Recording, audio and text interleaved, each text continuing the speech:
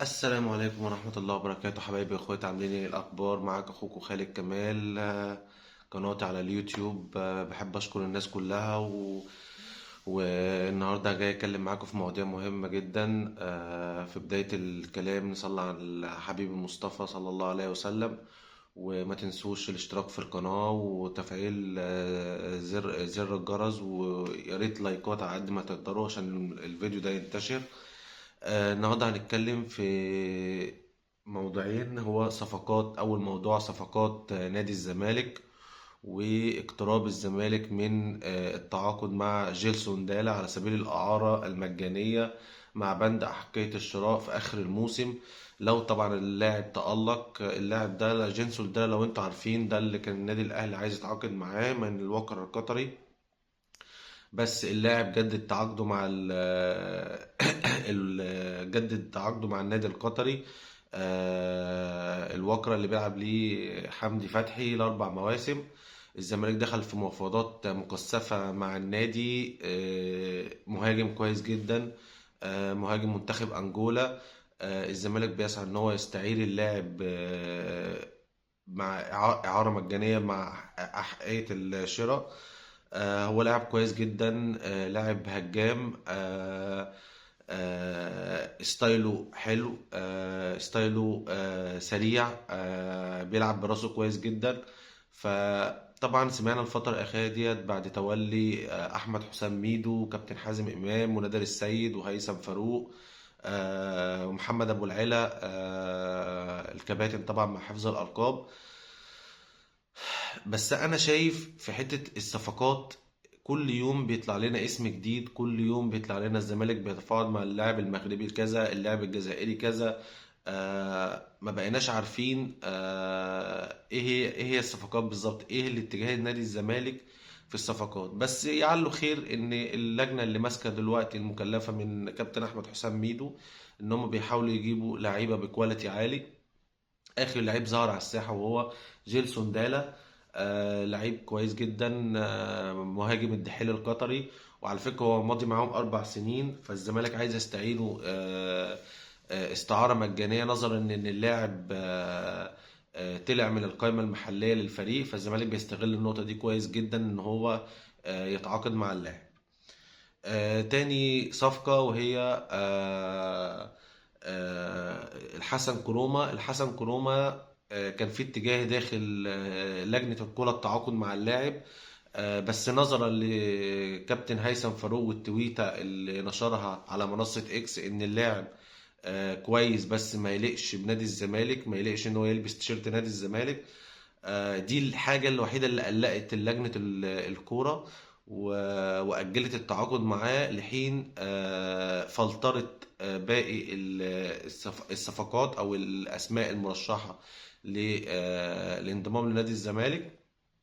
بس الأقرب هو جيلسون دالا، ده الصفقة الأجنبية المهاجم. هيبقى فيه صفقة تانية أكيد أو صفقتين كمان، على حسب الوقت اللي هيكفي ولا لأ. بس أنا سريعا رأيي في صفقات الزمالك أو الصفقات اللي بيحاول يعملها نادي الزمالك. لجنة الكرة اللي اتشكلت دي جت تشكيلها متأخر جدا. انت كان عندك من بداية يناير ان انت تشكل لجنة، يبقى معاك شهر تدور، تبص تجيب موارد مالية، تشوف رجال الأعمال، يبقى عندك مساحة من الوقت ان انت تقدر ان انت تتعاقد مع اللعيبة. لكن معظم الدول دلوقتي قفلت القيد، وانت عندك الاتحاد الافريقي هنا اداك متسع من الوقت 10 ايام ان انت تتعاقد مع لعيبة وتأيدهم افريقيا. فالزمالك اخره يوم 8 فبراير عشان يقدر يأيدهم في اتحاد الكوره ويلعبوا في افريقيا. هيبقى معاك بعد كده يوم 28 اللي انت لو عايز تضيف لعيب تضيفه على القائمه الافريقيه.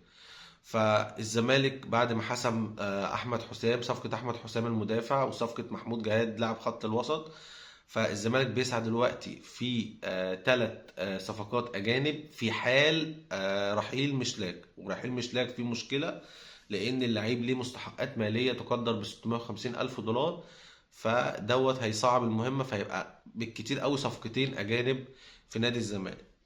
دي اول حاجه كنت عايز اتكلم فيها. تاني حاجه، الفيديو اللي فات اللي انا عملته سريعا، اللي هو بعنوان رحيل زيزو، جالي كومنت ان زيزو احسن لعيب في مصر. انا ما عنديش اختلاف ان زيزو احسن لعيب في مصر، بس مين اللي خلاه احسن لعيب في مصر؟ نادي الزمالك وجمهور نادي الزمالك. وجمهور نادي الزمالك هو اللي خلى زيزو احسن لعيب في مصر. زيزو لما كان في اول ما جه الزمالك كان قاعد على الدكه، واللي اداله فرصه المدير الفني جروس في البدايه، لما اداله فرصه واعتمد عليه وكان بينزل احتياطي، وهو لاعب مجتهد جدا، ولاعب اثبت نفسه، ولاعب عقليته محترفه. بس انا مش بقلل من زيزو، انا زيزو لاعب كبير، وانا ما بقولش ان زيزو مش لعيب كبير، وزيزو مش احسن لعيب في مصر. بس مين اللي خلى زيزو احسن لعيب في مصر؟ اللي خلى زيزو احسن لعيب في مصر هو نادي الزمالك وجماهيره.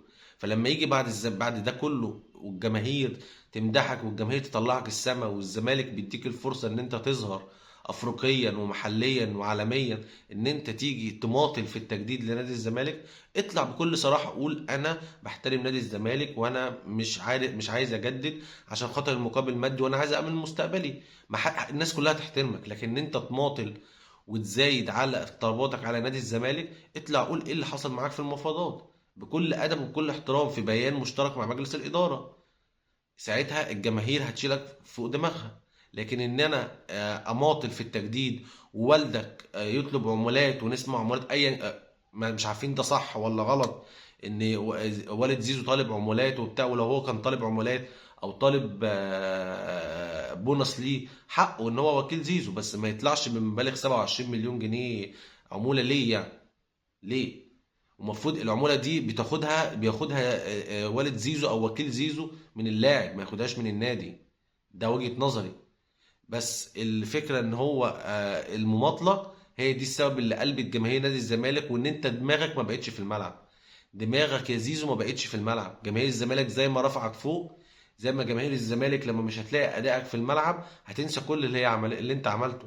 لان انت قصرت مرة واثنين وثلاثة. انت بقالك بالظبط 5 6 ماتشات مش هو ده زيزو.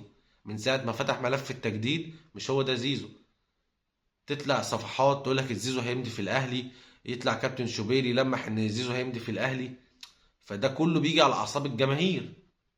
برجو من زيزو ومن مجلس الاداره بيان توضيحي لموقف زيزو مع الزمالك. هو ده اللي الجماهير عايزاه. في نهايه الفيديو بشكركم جدا، ويا ريت تدعموني وتشتركوا في القناه وتدوسوا زر اللايك عشان الفيديو يوصل لكل جماهير نادي الزمالك والمجلس اداره نادي الزمالك. ويا ريت اللجنه اللي اتشكلت في الكوره دي تستمر. وانا سامع خبر كان تعيين مدير تعاقدات لنادي الزمالك عمرو وهبة على ما اظن بعد فترة الانتقالات. يا رب اللجنة دي تستمر، الناس بتاعت الكورة تستمر في الكورة، الناس يبقى في لجنة كورة من رموز نادي الزمالك بتفهم في الكورة، شباب يفهموا في الكورة، ويبقى في مدير تعاقدات رسمي لنادي الزمالك هو اللي بيتعاقد مش مجلس الإدارة. فده حاجة كويسة، نتمنى ان هي تستمر. وان شاء الله اشوفكم على خير في الفيديو الجاي. السلام عليكم.